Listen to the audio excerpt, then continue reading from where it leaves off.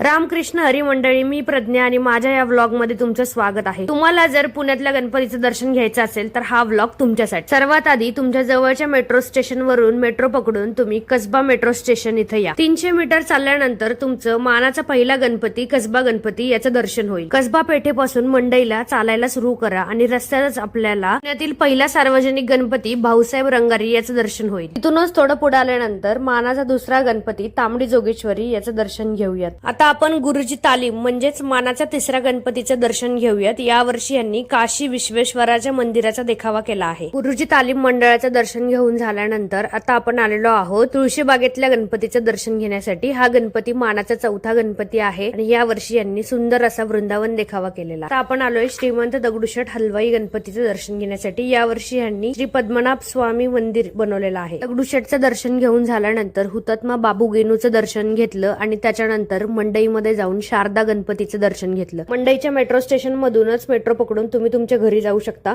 तर हा व्हिडिओ तुम्हाला कसा वाटला मला